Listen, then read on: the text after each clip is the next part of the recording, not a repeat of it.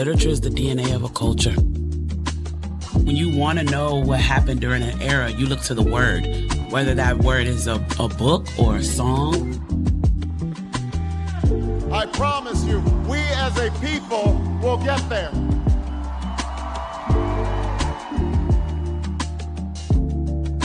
Or a film or a poem. You look to the word. I mean, we still look into the word of books that are millennial old, that are thousands and thousands of years old. And so it's like, it's a time capsule.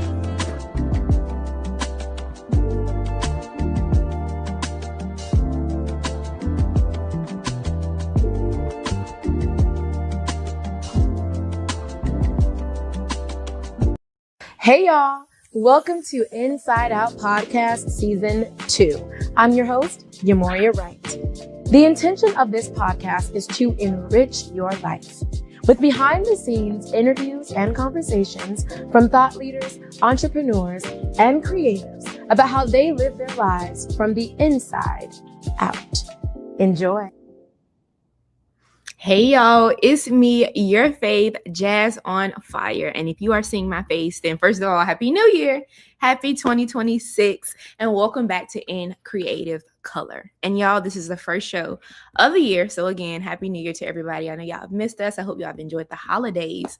And we are back with the first show. And the first guest, I'm gonna bring her right on in, y'all. We have got Miss Yhá Mourhia Wright. Hello.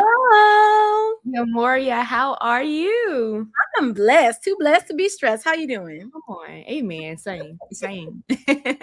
All right, y'all. So y'all already know how this goes. If you're seeing my lovely face, it's fourth Sunday and you probably went to church this morning, but we're going to take y'all again. So let us pray in and get the conversation going. All right, creator, the ultimate blueprint, the creator and the maker of the heavens and earth. We thank you for another day that we are privileged to see, blessed and honored even, because it is not at all required that we are here, but because of your grace and your mercy, we are. We thank you for the guests that we have today. We thank you for everybody watching, and we thank you just always for everything. We thank you that it is your creative grace that flows through our veins, and because of you, we get to put things out and be creators ourselves. So we love you, we honor you. We even pray against the weather, against outages, and we just pray this conversation will be soul food to someone who is looking for the creator or to create. Either way, let you be glorified. In your name we pray. Amen. Amen. Ooh, I love it. Righty. All right, y'all. So as always, we got to run down the list, the resume, the bios, because they be stacked. And let's get into it. So Yhá Mourhia Wright is a 2025 NAACP Image Award nominated filmmaker from San Jose, California. In 2026, she founded Yhá Wright Productions and launched its first original series, Love My Roomie, now streaming on Amazon Prime Video. In the years that followed, she expanded her work in digital storytelling as a senior video producer at Madame Noir, where she produced culturally resonant series including Listen to Black Women, Take to the Streets, In This Room, and Healthy Her. From 2021 to 2023, Yhá Mourhia served as programs director for the Black TV and Film Collective, securing partnerships with Netflix, Aspire TV, Urban World Film Festival, and Delta Airlines. In 2023, her short film, Don't Be Desperate, starring D. Woods, premiered nationally on Aspire TV and earned a nomination for Outstanding Music at the Michaud Film Festival. From 2023 to 2025, she served as Director of Education and Engagement for the CBS Studios Leadership Pipeline Challenge, contributing to the program's 2024 Anthem Award recognition. Her producing credits include Chocolate with Sprinkles, winner of the 2024 HBO Short Film Competition at the American Black Film Festival, and a 2025 NAACP Image Award nomination. In 2025, she was named a Top 100 finalist in the Tyler Perry Dream Collective and a finalist for the Top Dog Entertainment Short Film Fund for her short film, It Stays Here. She is also a co-producer of Missing Rhythms, a 2025 Michaud Film Festival award-winning film recognized for Best Horror Thriller. Come on, Black women in thriller, yes. Yhá Mourhia has returned for a fourth consecutive year as an advisor to Black Girls Film Camp, a 501c3 organization supporting teenage girls from around the world in writing and directing short films while amplifying underrepresented stories through social impact. She is the creator and host of the Inside Out podcast, which you all saw a trailer for. We'll show it again because if you missed it, go tap in. Where filmmakers, creatives, and thought leaders share how they build and sustain their work from the inside out. Ladies and gentlemen, Yhá Mourhia Wright. Hello. Hi, y'all. It's giving Miss Yhá Mourhia been busy. Miss Wright has been busy. So Yhá Mourhia, to start out, I always like to ask everybody who they are when they aren't creating, which I would still absolutely love to know. But because you were the first guest of the year, I want to know how you were intentionally good to yourself during the holiday season. Ooh, how was I intentionally good to myself during the holiday season? I love that. I was intentionally good to myself because I found a way to really put my family first, even though I have a lot going on, and even though there's always a lot going on inside of my head. And also I was good to myself because I started to lay the groundwork for revising my Plan Like a Pro Blueprint workshop and also launching my workshops, workbook, and launching my workshops. And I've kind of thank you, and all the things that you've listed, I've also, which we'll probably get into, practice some self-abandonment and all of those things. Mm-hmm. So attending to myself, to my family, but also to myself creatively was the way I gave back to my I absolutely love that. And I love that you mentioned that. And I felt like, every creative is going to touch on this, but it's like sometimes we forget or we believe that if we are not creating all the time, we are no longer creators. Correct. So to have a lull for 2, 3, 5, 10 years where you're not writing anything, you're still a writer. You are absolutely still. I love that. Thank you for sharing that. And I want everybody out there. The rest is revolutionary. Yeah, Listen, that year sabbatical is gonna birth that 10-year runner on the There it is. Yep. Let's remember that. Yeah. Beautiful. Okay. I want to know, what was the first thing that you ever created? Like, if you have memory of the first thing and you were like, oh man, this is where the money is. I'm gonna say the first thing, I don't know if the money was actually, no, the money was there, but it took, speaking of process, about 20 more years before the money came there. Okay. Wow. Now, because the first thing I ever created were my imaginary friends at about 4 or 5, named Shauna, Rana, and Malika. And sometimes Shauna Rana was one person. Malika was always her own girl. Sometimes Shauna Rana was her own person. Sometimes Shauna Rana split. She was 2 people. But that was the first time I was ever creative. I love that. Oh my gosh. And that reminds me of like the saying that, all creative people are a little bit, we a little bit crazy. You want to watch something boring. If I wasn't crazy, you wouldn't enjoy, turn around and want to look, a little off a little bit, or Issa Rae, out here vibing, talking to ourselves in the mirror. So I love that. Yeah. So you wear many hats. We always do as Black women. Yeah. Actress, a writer, a producer, a hostess, a director, and let me tack on award winning in front of all of that. What would you say is your favorite hat to wear right now? Your favorite creative hat? I like that you said right now, because I believe that life creatively, period, but creatively speaking, happens in seasons. And so I love that you said right now. The hat that I'm enjoying right now of all of those is writer. Okay. Yeah. I love that. And with that, you've got some projects that are really doing what they need to do. Tell us a little bit about that, and what, I guess, project you would say is at the forefront right now. What's your favorite? Which one is feeding you the most? My Substack. Okay. My Substack, because I'm writing, my Substack is called Almost 40 because, well, I'm almost 40. I'm 38. So, and I launched my Substack at December 31st. So it's been 2 months. And I'm both writing about reflecting on this transitory time in my life, because believe it or not, 2025 was the hardest year of my life personally. And so when you reading my bio, I'm like, I'm still amazed at what God did last year, because it was such a hard year. But I think that if I had everything easy, maybe I wouldn't have come out as humble still. So I don't know. But anyways, going back to that, my Substack, because I'm reflecting on my personal life, but I'm also talking about film and producing lessons as well. So it feels like it's the place where I can just be uninhibited and just lean in to what it means to be Yhá Mourhia in my fullness. So it is actually, and it's also helped me, as I was hoping it would, resurrect my writing. And so now I'm having an easier time writing screenplays and everything again. So it's been a good way to bring that back. I love that. Oh my gosh. And that kind of segues perfectly into the next question, where I was going to say you have experience across scripted and unscripted, and then across like various creative mediums. You have penned a book. You are you have an anthology you're a part of. And so what did you think is something that translates across like all of them, or is useful in all of those various mediums? Something that translates. What do you mean by that? Like something that translates, like a theme? Yeah. So if there's like a theme, a skill, or if there's something that you feel like you use yourself in all of them. And I use myself in all of them. Yeah. Even though I've resisted it, it's kind of going to go back to what we were just talking about, the quirks of being a creative. Even though I resisted it, the through line in all of it is being comfortable being myself, finding peace in my story. And that's been something that has really been started coming to me last year, is like, you can't insert yourself into someone else's story. Like, you can't body snatch. That's what I had actually written in my Substack. You can't body snatch someone else's story. Oh, that's good. So, right, you can try, like, you can't, though. You really can't.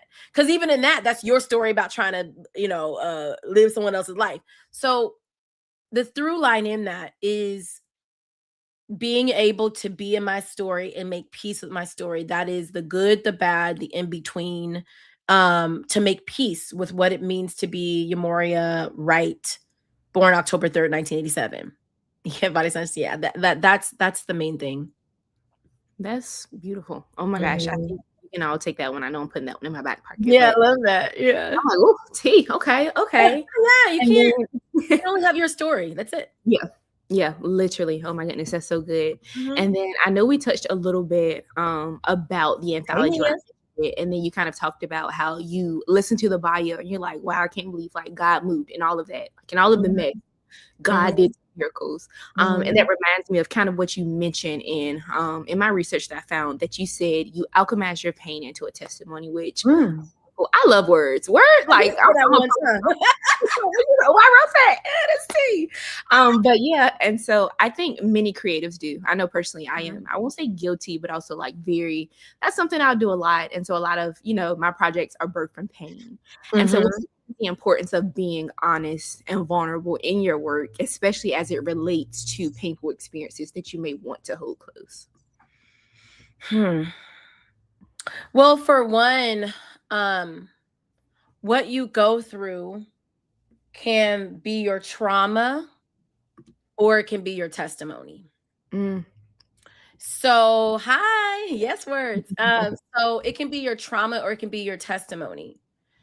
And that's not to say when you go through things that are hard, they do become traumatizing, but they can be your, meaning power of words. I can own it as my trauma, or I can own it as my testimony.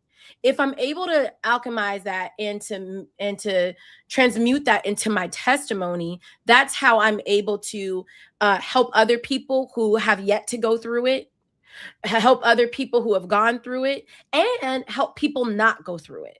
Yeah. Right.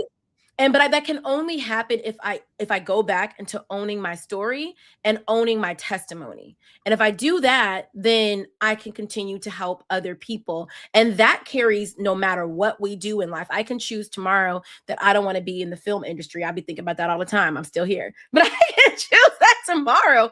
And it won't matter what I do next. I believe my task is always to own my story, own my testimony, transform that trauma into a testimony. 1,000%. I agree wholeheartedly. And I feel like that is, we want to know how the girls are still doing it. The industry is hard. There's a lot of, hit and miss. Like you said, there's something that you birthed 10, 15 years ago, and it's like, it's not popping until today. Or you can start something today and it may not pop for 5, 10 years. What keeps you going? What inspires you? What says, you know what, this is where I'm supposed to be and I'm going to stick with it. And I don't care if I have one person watching or 1 million. I have this really audacious idea that, like, if I'm not supposed to do it, why is it in my spirit? Hold on. One more time for the people in the back. Me. I have this audacious idea that if I'm not supposed to be doing it, why is it in my spirit? I just don't believe I'm that random that if something were put in my spirit to do, that I'm not supposed to do it. And that's been me since I was a little girl. If I want to do it, if I have a desire to do it, I believe that means I'm supposed to. And I've been able to, over the years, more and more distinguish what's a creative idea that I can impart into someone else and what's a creative idea that I'm supposed to see through.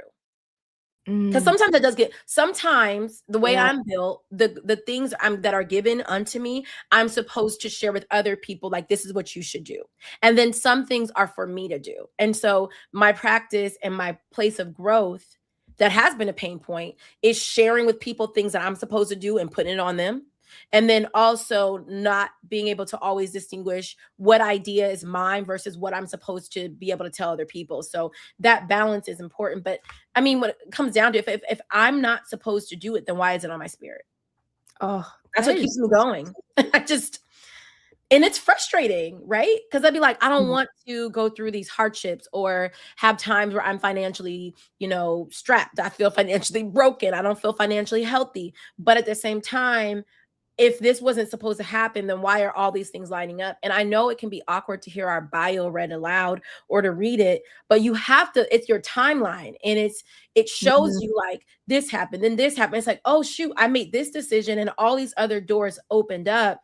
Wow. I made the right decision. I have to be detached from the way that decision is to unfold. I just have to make the right decisions. But I can't be attached to how the decision unfolds. We said we was gonna take you out of church, and I don't know about y'all, but I had the organ, I had a tambourine because that was good to me. That was it wasn't for nobody else. That was for me. Wow. Yeah. Okay. Yeah. Oh my goodness, so many good things. 1,000%. I'm definitely taking it far. But oh my God, so good.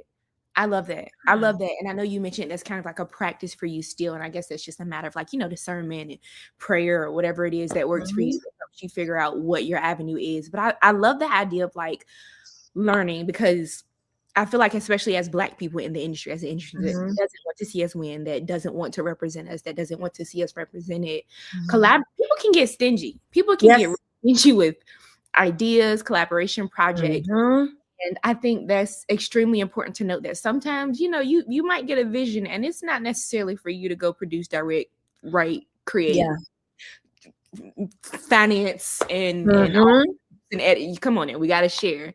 And with that, I would love to know, I want you to talk a little bit about Soul Canvas, because that is actually a collaboration with AAMBC founder Tamika Jameson. And I want to know how that partnership and project was birthed, and what would you say is the importance of partnership and collaboration in the industry? Yeah, cool question. Okay, so that's how it happened. I'm really big on years, like remembering years. So it was 2021. And Tamika had reached out to Black TV and Film Collective. I was the program. Well, at first my job was something else. I got promoted to the programs director. That matters less. The point is, I was running the daily show at Black TV and Film Collective, nonprofit organization for filmmakers. And Tamika reached out about partnering with us for her Creative Con event that was to be piloted in LA. And so we were at the time trying to branch out into LA. So that year, that first year, I sat on the panel for filmmakers where I met some people through that conversation. I was on the panel. And then the year after, we partnered again with Creative Con. And at that point, I moderated a conversation. Now that's 2022. I saw the potential at that time. Black TV and Film Collective was really looking to like make roots in LA, because we were a very New York establishment. I lived in New York for 9 years, so we were a very New York establishment, and we're looking to really just get some roots in LA. And so I saw the opportunity to help Creative Con, and I really approached her as a producer mind, like, hey, let's grow Creative Con. But then I started, and that was in 2023 now, the next year. And then I was like, well, wait, it seemed like it made more sense. And sorry, I messed up that year. It was 2022 when I first met her. 2023, I spoke on the panel. I moderated the panel. So then right after the next day after Creative Con, she and I went to brunch in LA, and I was talking about collaborating, and we just spent the summer thinking about what that might look like. And then Soul Canvas was born. It made sense to do something new. And I had what was called the Love Thyself Summit, which I created as a virtual 3-day event, co-created with another production company back in 2020, 2021. And it was exploring the themes of my series, Love My Roomie, in real life, because it discussed mental health and wellness. And so I wanted to not just have this heavy series. I wanted to bring the topics and the subject matter to life and discuss these things: sexuality, gender, the Black home, Black families, immigration. I mean, you name it, those things were in Love My Roomie. I wanted to bring it to life. So I had this already wellness event series that I had started, co-founded, but then I just had it kind of in my hand still. And so I was like, okay, Tamika and I talked, and I was like, well, I got this thing that happened once that I own, you know what I mean? In terms of like a certain limits of what I own, let me just go ahead and, take what's mine. And then we created Soul Canvas. She took what's hers, and we made Soul Canvas. We made a baby. That's I love that. That's so beautiful. Now, speaking of Love My Roomie, this was your company's first original series, which I'm streaming on Amazon Prime. Y'all go check that out. Yeah. How did this project come to fruition? Tell us a little bit about that. And now, do you ever look back and there's anything you would have done differently, or like now that you're in a different area of like growth and all the things, like we want to know what do you think? When you see it now? First of all, your hair looks gorgeous. It's swinging. Thank you. You're welcome. You can also, yes, it's on Amazon Prime, but you can also, in December, I released it, December and January, I released it onto my YouTube. So for a limited time, people can watch it on YouTube, the whole series for free. Get it while it's hot. That's what I'm hearing. Get it while it's hot. Yeah. Put it back on another streaming platform. But you can also get it on Prime. Okay. We love that. But what started the series was the first question. Yep. Graduated from my MFA, June 2016. During the time, I got my MFA in acting at Actor Studio Drama School, Pace University, New York. During the time, I also was one of the few actors ever in the school, for the first time in the school's history, in my program's history, to also study screenwriting and playwriting because they didn't have enough writers in my cohort. So they asked actors to apply. So then now I'm essentially double mastering as a writer, screenwriter, playwright, actor. During 2.5 years, because the first semester I was only an actor, and then 2.5 more years I was an actor writer. And so I graduated without an actor's reel. And I had a short play that I adapted into a short film. It was called Expulsion, about 2 roommates. It's really easy. I was just a producer actor in it. And in hindsight, that should have been shot in a day, but I didn't know what I was doing when it came to filmmaking. I was a content creator at the time. I had my YouTube channel was for natural hair, back in the natural hair. So I didn't know filmmaking. So long story short, me and the team at the time were like, we got to reshoot this because it didn't turn out right. And so I said, okay, let's crowdfund, because I knew about that. And I had helped develop some web series at the time. And so crowdfunded and created, there's a line in the film where a character says, I love my roomie. And thought we were at a bar and was like, oh, cool. This would be so cool if that line became a short, like little series that helped promote the film during the crowdfunding campaign. That's all it was ever supposed to be. And then I started filming, and that's my sister's loud dog, if you're in the background. Then we started filming it. And this is now November 2016, and I fell in love with the process. And then I started to see the web series world in New York, especially the Black web series world, and see like, dang, like it was a whole career path. And so I said to myself, if I do this last audition for a casting director, that was in March is big things happen to me in March. Hey, good things. Around always big things. And I said, if I audition for this casting director and this doesn't work out, because I was tired of auditioning for casting directors and all this stuff, meet and greets, then I'm just going to commit to being an independent filmmaker and make work for me and my friends. It didn't work out. So that's what I did. And now you're looking at summer 2017. I'm redoing this thing that just used to be little sketches that still lives on YouTube, just really, really guerrilla style filmmaking and quirky, weird storytelling.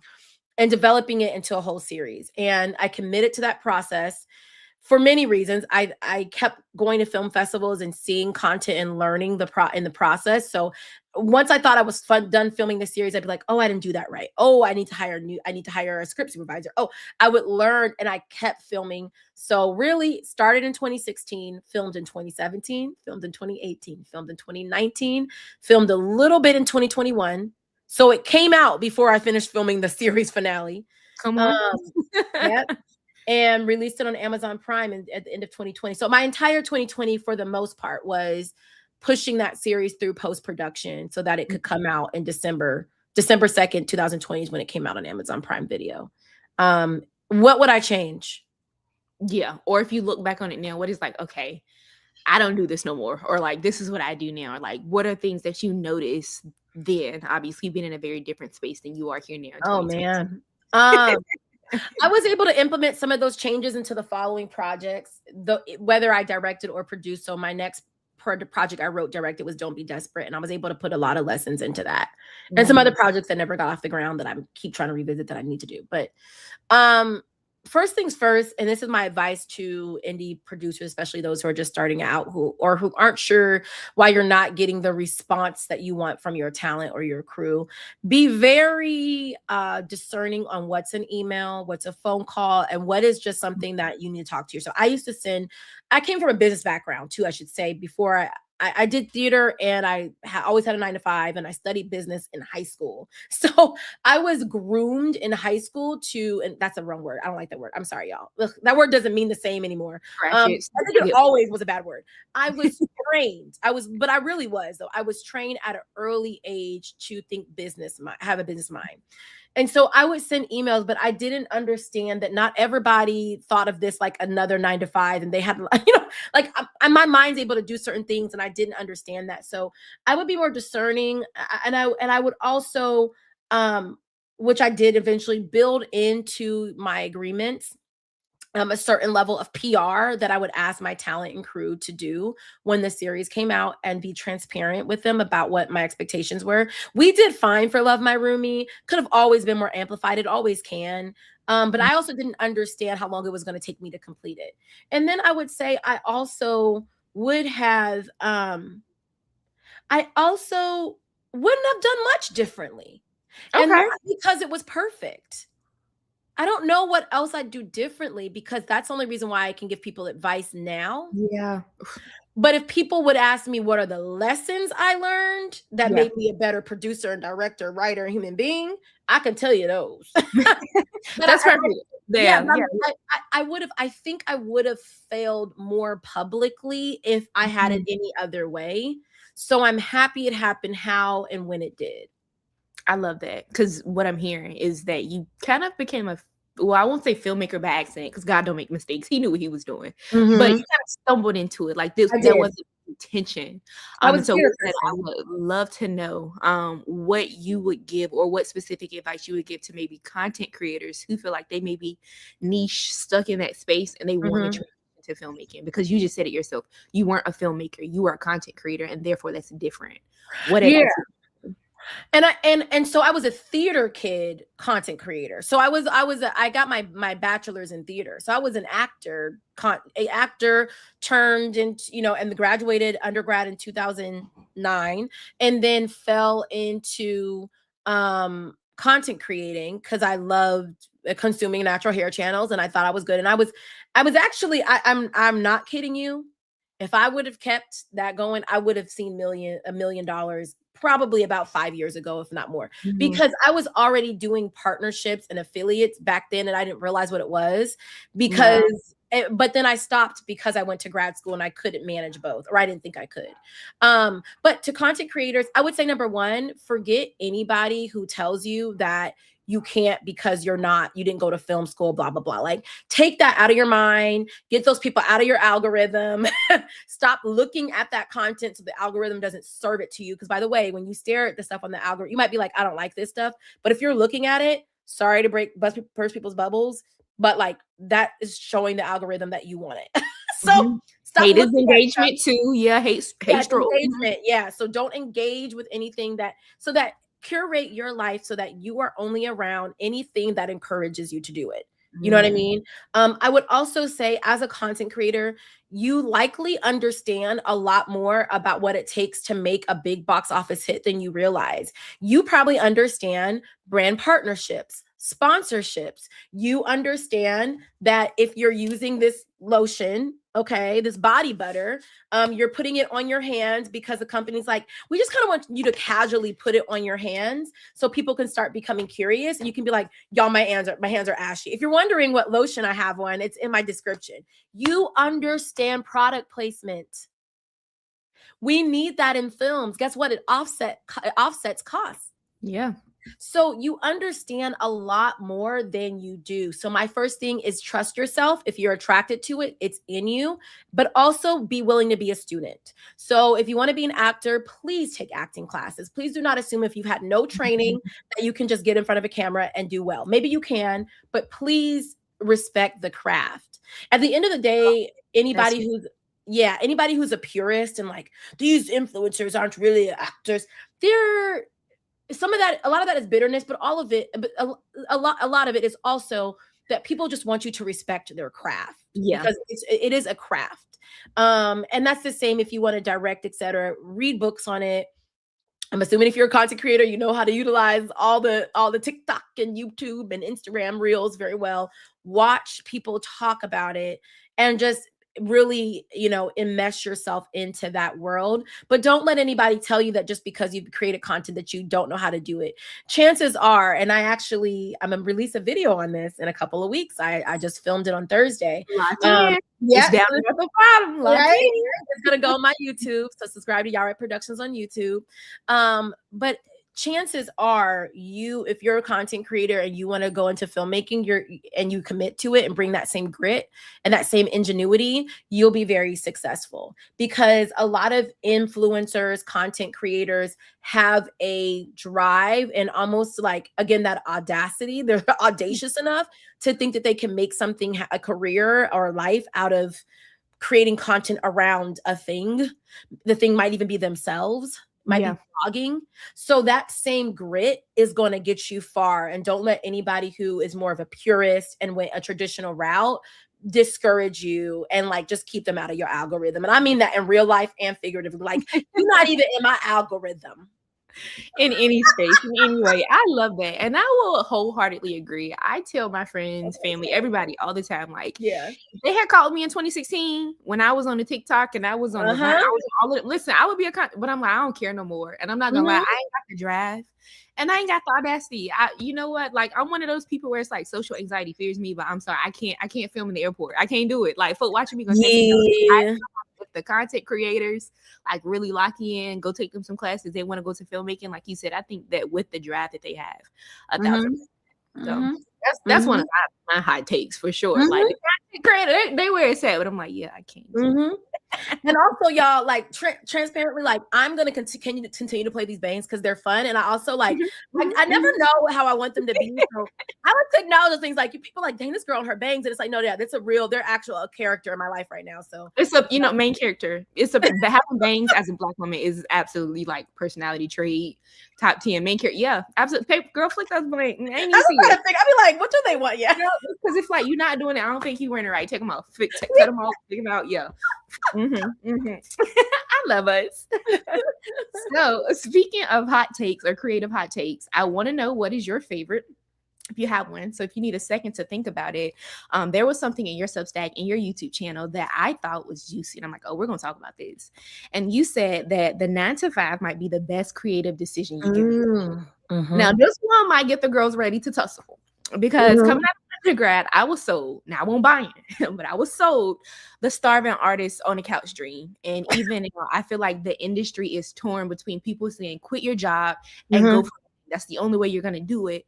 Well, also, some people are like, nah, you need the money to make the money, or you need the money to go for the dream. And I want to know what your stance is and why.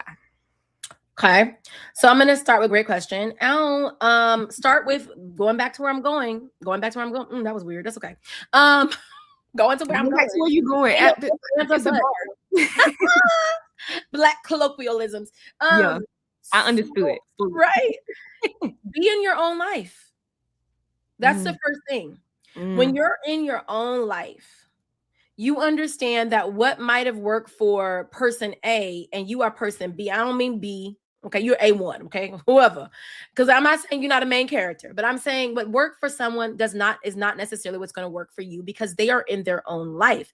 They might have been born with certain privileges. They might have been exposed to certain things early on that would have given them a leg up. They might have a certain aptitude in some way. They have a natural skill or gift that allows them to advance in certain ways faster, or whatever that is. So when you're in your own life and your own realistic experiences and circumstances, that'll be the first thing that can knock you down and make you feel sad, but it can also empower you. And so for people who don't desire to struggle in a certain way financially, a 9 to 5, or also who are facing the fact that they're not getting the financing, because that was my issue, that they wanted, that they desired, or they're unable to pay the crowdfunding expert to help them crowdfund for their project, because maybe it's not a natural skill they have, or they don't have someone on their team that has that skill. How are they going to pay for it if all the money they get is just to help them barely get by? Yeah. So for some people, a 9 to 5 is literally the difference between being able to make their dream happen or not. Because and I'm not saying that it's easy, because I've lived this life, right? It's been the majority of my life as a creative. But for some of us, that is the way. I've done it where I've had freelance years, and I've done more 9 to 5 years, but I've had freelance years. I got something to compare it to. I'm in a freelance season right now. It's not easy. Yeah. But if you are not willing to make the certain sacrifices to live a very freelance life and let that be your journey, and you like more comfort and stability with your paycheck, then you're going to need to get a steady income. And for some people, they cannot create and exist if they are worried about how they're going to eat tomorrow. Yeah. And people know that individually, and you have to listen to that still small voice. That, to me, that's the Holy Spirit. You got to listen to that in your spirit. If it's not your life, if you're not built like that, you're not built like that. And that doesn't make you a worse artist. That doesn't make you not legit. And yes, it might take you longer to get to something, but you also have to reframe. One of the things I say in my 9 to 5 series, the vertical series I'm doing all year, how 9 to 5 and 2026 can save your film career, right? That's the little tagline. So, but one of the things is, who do you work with in your 9 to 5? I don't care if it's retail. I'm not saying administrative. I'm not saying corporate. I'm saying a steady job. Who do you work with that you can collaborate with? Because a lot of my collaborators I've met in the past, especially during my New York days, are people I worked with. And depending on what kind of job you have, you might be working along with a lot of other creatives. You know what I mean? Who you're working with that are creatives? Do you work at a photo studio and you do that 9 to 5? You're working at the front desk. That might mean that you know some really dope photographers. And guess what? You're going to need dope photographers on your set, because you need somebody to capture what's happening, because you're going to need that for packaging your film or whatever your project is. So don't overlook what you have in your life. You might actually have some built-in privileges in your network because you have a 9 to 5. But if you're comparing yourself, then you're not going to see your 9 to 5 as giving you any leg up in your career. You're going to see it as a burden, because it's not as easy as Joe Schmo, who, went to film school and was able to break free and have a booming career. But you might be, Yhá Mourhia, or whoever your name is, and you looking at Joe, when it's like, you not Joe. You not Joe. What you gonna do to be? You can't make yourself Joe. You not Joe. Hashtag you not Joe. That's what it's been. You not Joe. It's because you're not Joe. So you gotta be in your story. You gotta be in your life and say, in this life that I have, in this story, how do I transmute? How do I take what I have, this raw material, and create the life of my dreams and continue to go towards my goals? And so and we also are, I think we're starting to change, especially millennials. I think that's the turn, and I would say Gen X actually. That's when the turn of how we see age has really started to change. We used to look at 50 as old, but now you see 50-year-olds whose bodies is on point.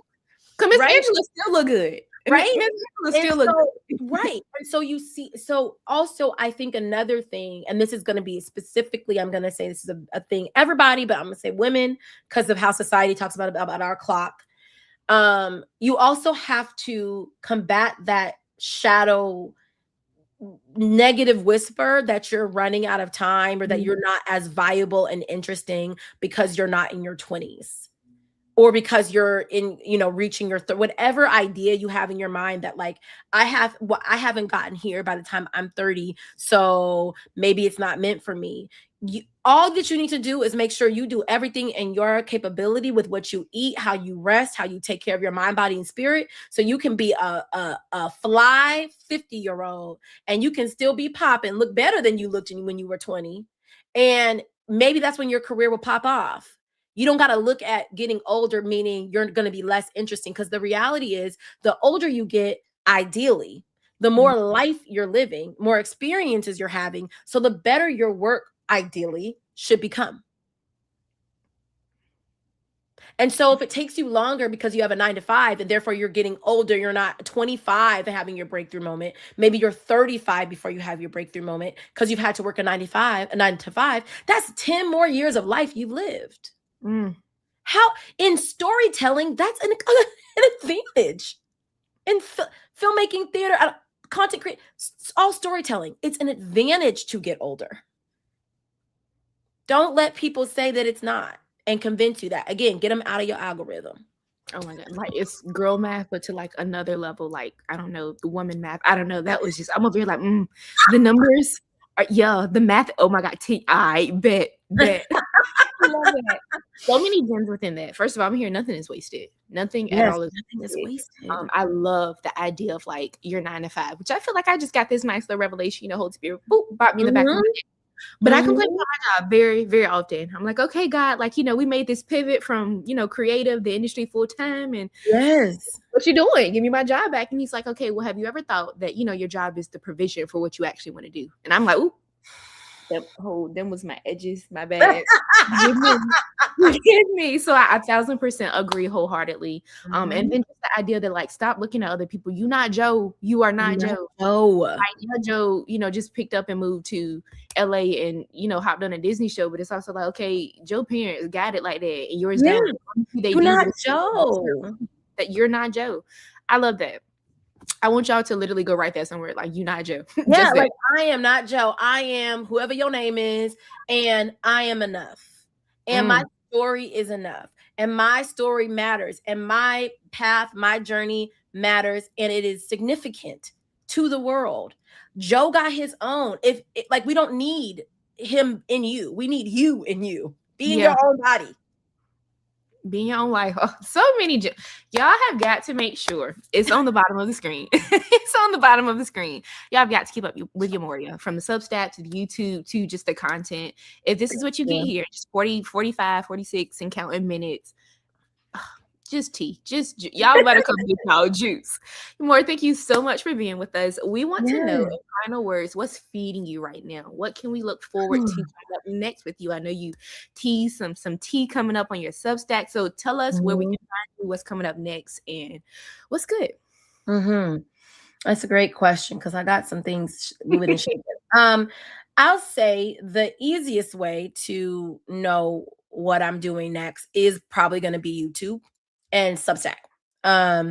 Those are my Instagram is I'm used to Instagram, so I post there, but right now I'm being fed the most in Substack. And I'm having a lot of fun on Threads too. If you want to see what's going on in my mind in real time every single day, Threads is where I'm having a lot of fun. And in terms of what's next, I'm developing a dramedy, a short film. Okay. And I'm also developing a horror thriller short film. And I'm also developing a Christmas feature film. Girls love the holidays, and it's me. I'm the girls. I'm the girls. I love Christmas in July. I love it. And it why are these genre? Because if there are ideas in my head, again, it goes back to the same thing, full circle. Obviously, I'm supposed to be telling the stories. Like, if it's in my head and it's clear and it's exciting, then I'm not gonna be like, oh my gosh, that's Christmas. That's what box we put you in? It ain't no box. And this is how it's created. So we just gonna have to rock with it. 1,000%. Wow. Love but it. I would love y'all to subscribe on Substack and to subscribe on YouTube, because those are my content hubs this year in 2026. We're the most growth and the most of me. I'm gonna pour most of myself into those two platforms. So I'd hope to see y'all there. And I do interact with people, so it's like comment and we'll chat. Yes, we love it. We saw the folk were dropping the comments in there today. Thank you so much again. It was an absolute pleasure. And thank everybody so much for watching. We cannot wait to catch y'all on another episode of In Creative Color, where y'all, we chat with the creators, the bakers, the movers and shakers. We got folk like Yhá Mourhia coming through every month, every fourth Sunday. So I can't wait to see y'all there. All right. Catch y'all in March.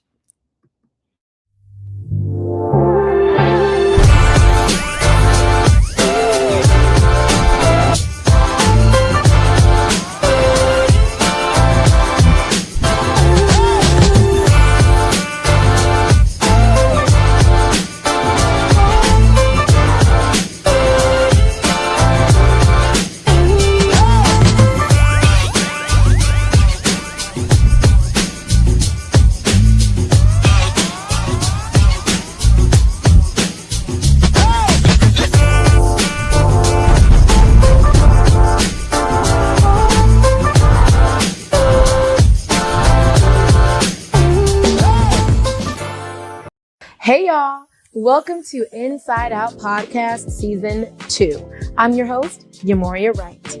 The intention of this podcast is to enrich your life with behind the scenes interviews and conversations from thought leaders, entrepreneurs, and creatives about how they live their lives from the inside out. Enjoy.